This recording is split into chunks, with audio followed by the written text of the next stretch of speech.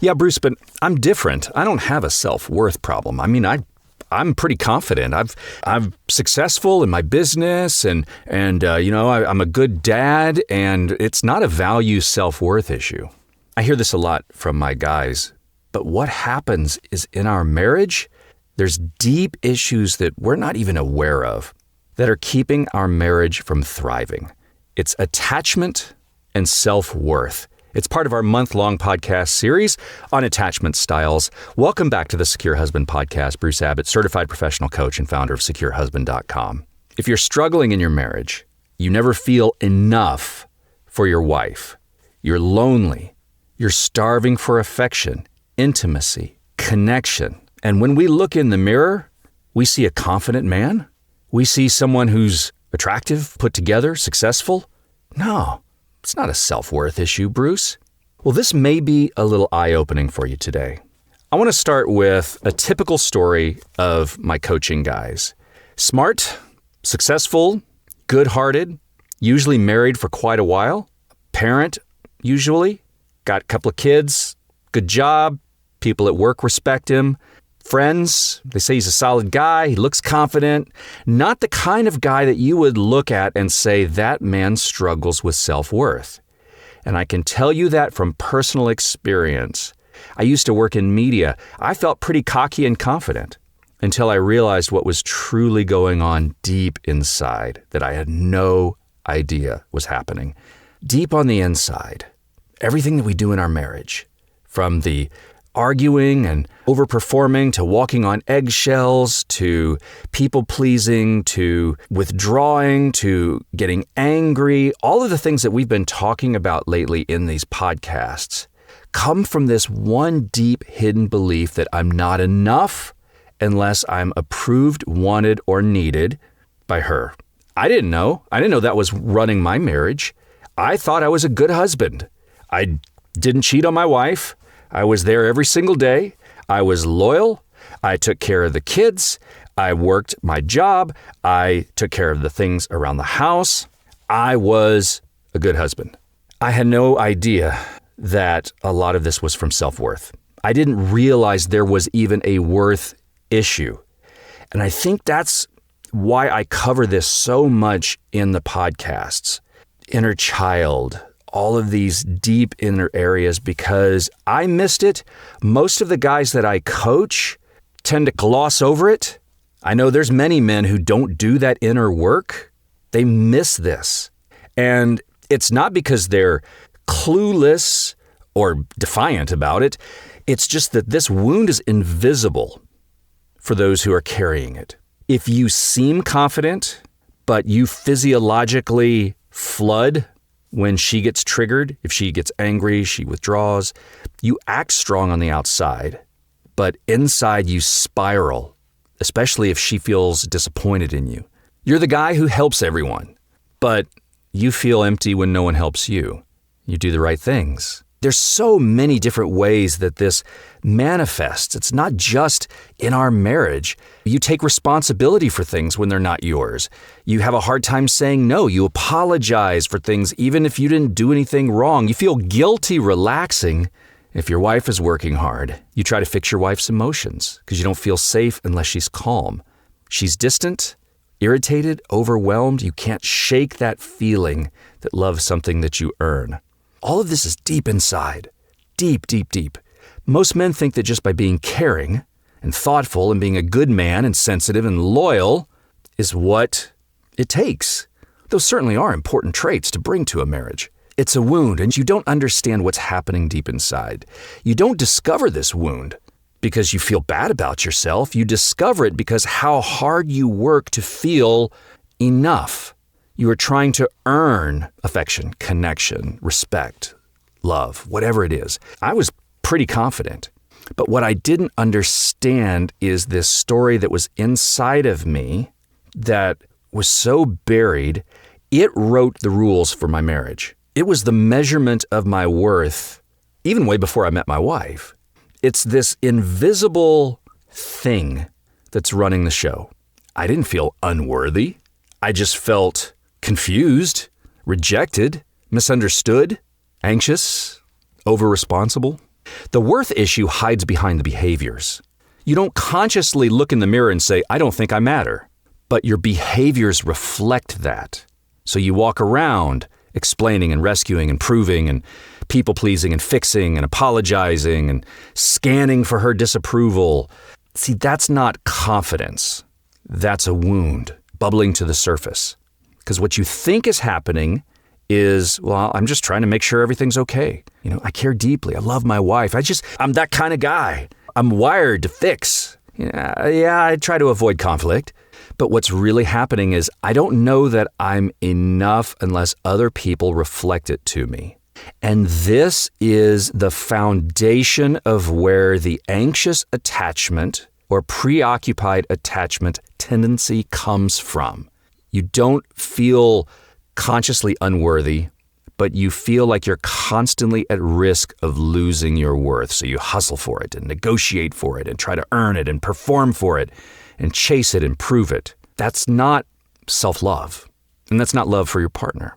It's survival. It's that survival attachment. And I've talked about in the last few podcasts how those subtle signs pop up in your marriage. If you're replaying conversations over and over to see how you could have done it different, or you adjust your tone to avoid upsetting her.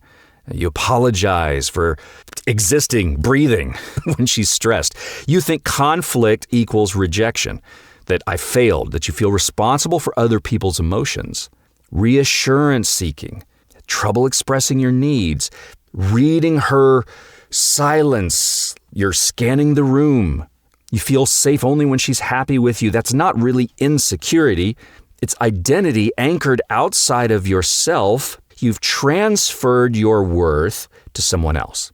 We don't realize that unless we look deep inside. That's what we do with the secure husband process. We don't start by fixing behavior, but we look first, we notice what's happening behind it, that awareness piece. And then you choose, once you're aware of it, you choose to do it differently. And then that's where you start the healing process. You dialogue with your inner child, your higher power. You find out what that loving action is. You take that loving action. But if you don't know that you're operating from a sense of low self-worth, you may be blocking yourself from progress and from healing. You think you're confident, but the patterns prove otherwise. Most anxious attachment men don't look insecure. You would never look at somebody and say, oh, they're anxious attached or preoccupied attached. I mean, again, you show up, you provide, you're responsible, you work hard, you solve problems, you handle things. You're not weak. You're functional. That's why the worth wound is so hard to detect. It's a mask. The mask looks like strength, but a secure husband helps because it aligns with who he is. He doesn't help because he's afraid not to. You see what I'm saying? A secure man, he says no when he means no. And somebody who's insecure, anxiously attached, is often going to say yes because he's afraid of consequences. So you see how the behaviors reflect that deeper sense of worth. A secure man is going to speak his truth calmly, no matter what it is. If you're anxious, you're going to edit that truth to not rock the boat. If you're secure, you don't fear disapproval. But an anxious man feels disapproval deeply. Do you see how you may look on the outside strong, confident, but your nervous system is handling it in a different way? If I'm good enough, if I perform enough, if I do this and that and this and that, I'll earn love. That's not confidence. That's conditional love. All those things, those behaviors that you do to try to keep the peace, obsessing, not asking for what you need, fearing conflict. That's the thing, conflict too. You fear being seen as unworthy inside of it. That's where it's almost like you get a peek of that wound inside. So you choose to no longer outsource your worth to emotional approval. You make that choice. That's that choose step in the secure husband process. And we don't see it. Again, we look in the mirror, confident, strong. That's what we see. But why were we triggered? We talked about that with the inner child. When you grew up, there was something going on in your circumstances that you did not get emotional needs met, or you felt like you always had to earn love to get it. You had to walk on eggshells around a parent. All of these things create a self-protection mechanism that's buried deep inside. And that's where the self-worth lies. That's why you have to do that inner work, reparent that inner child. That's why you get so triggered when your wife does these things. It deeply ties into that worth. It's subconsciously, something's wrong with me. I'm rejected. I'm lonely, especially if she's avoidant leading and needs space. That self-worth part of you inside is saying she doesn't want me. You think you're reacting to her behavior, but you're actually reacting to what that moment, that particular moment, says about your worth. If she withdraws and leaves the room, you may look at it from she's abandoning, she's walking away, she's withdrawing. What's really happening inside is, bam, a hit to the self-worth. That's why you feel so lonely in your marriage, because the subconscious is saying if she pulls away, I lose value. When she withdraws and that distance, it doesn't just trigger fear of abandonment from when you were young. It also triggers a fear of being unvalued. That's not a marriage problem. It's a self-worth issue. That's why the inner work is so important. To be able to sit down and say, this hurt, it belongs to a younger version of me. One that's 5, 7, 9, whatever years old. And I'm not turning this over to my wife. I have to solve it myself. And how do you solve it? By giving that little boy inside of you the self-compassion and love unconditionally that he never got because of his circumstances. And when you stop expecting her to fix your worth wound, you finally have a way to actually heal it for the first time. But we have to get over that ego and that pride that says, I don't have a value problem. I don't have a self-worth problem. Look at me. I'm confident. It's a hustle. I call it the self-worth hustle.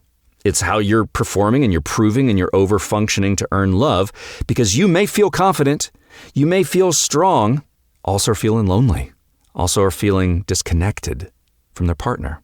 When you perform and people please, trying to fix things, watching her emotions like a hawk, taking responsibility for both parts of the relationship, always worried about comforting her and not taking care of yourself, over-explaining, defending, trying to anticipate her needs so you don't get rejected, all of these behaviors. You call it caring, but deep down, it's compliance. It's not, I want to love her well from a healthy self-worth. It's, I don't feel safe unless I'm needed or accepted. Do you see where that's worth? That's contingent on behavior. That's not self-compassion. That's not self-love. That is not giving yourself value unconditionally, worth unconditionally, love unconditionally. And it backfires, because then your wife doesn't feel loved. She feels pressure. We talked about that in the last couple of podcasts. You don't feel loved. You feel unseen, unappreciated.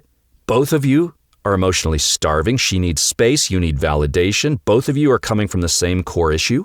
I'm not enough unless I'm doing something to earn belonging, and I'm going to put up my guard against my partner, which means the problem was never about doing too much. It was about not believing you were enough without doing anything unconditionally. When you do that work, you do that inner child work, then you dialogue with a higher power to really understand the concept of unconditional love and inherent worth. You have value because you are a living, breathing, created human being that does not have to earn self-worth, does not have to earn value. And from there, you start to heal that child inside. And from there, that spiritual guidance, that higher power, that divine wisdom, through dialogue, through prayer, meditation, introspection, journaling, you start to realize what your next loving action is in a relationship that's loving to you, that's fostering self-worth. You're not doing something so that she stays connected. You're doing something from identity, not insecurity. You're not trying to earn love. You're expressing love. You're expressing who you are. But we don't realize this. We don't understand that this is going on. We feel confident. We're looking at all of these things externally and thinking to ourselves, I don't have a value problem. I don't have a worth issue. But the conflict in your marriage exposes it. And it's more than just attachment. Now, I know this series is all about attachment, but I just want you to understand that this all fuels anxious attachment. And you throw, again, an avoidant attachment wife into the mix, and all of this conflict is going to bring this to the surface. Anxious men hate conflict. It's not even because they fear anger.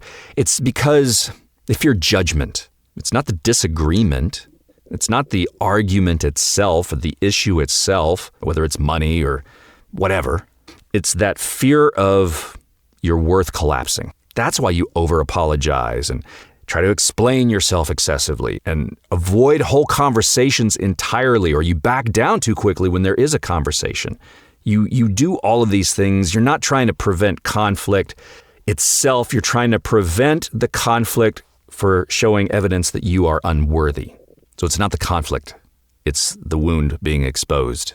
That's why you give up your truth to keep approval, or give up boundaries to keep the peace.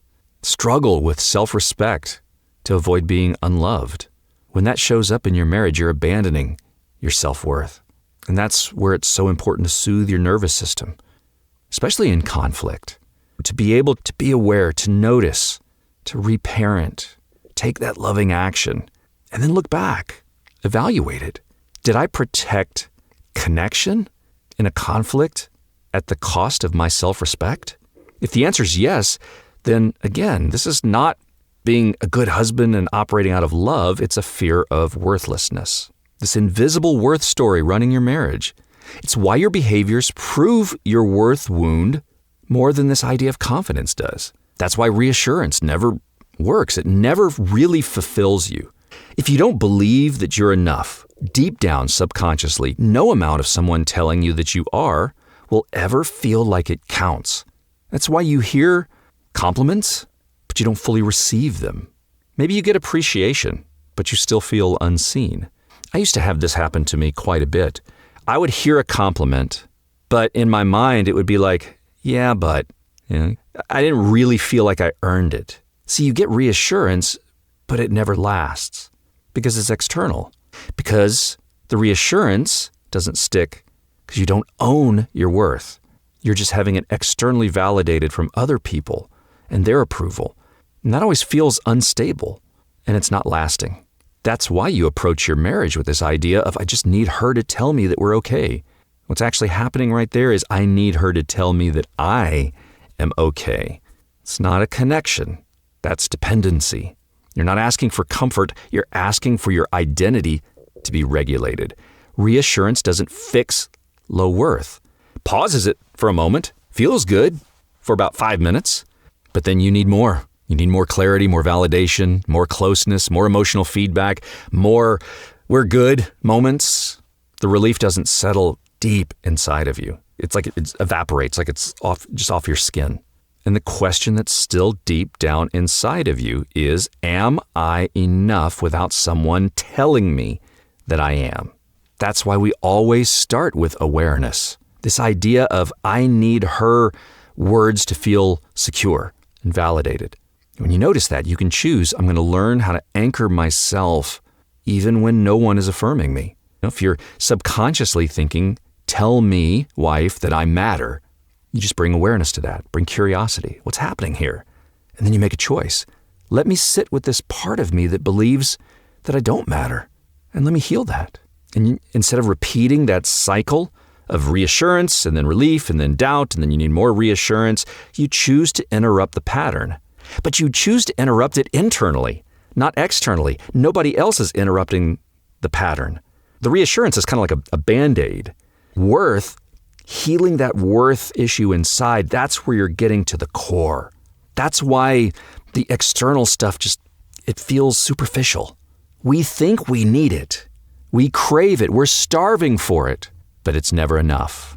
And when you're not getting it at all, if you've got empathic ruptures happening, your wife and her avoidant attachment style and you and your preoccupied attachment style, that just gets triggered and multiplied. That's why being loved doesn't make you feel lovable. Whenever I say this to any of my guys, again, they look at me like I've got two heads.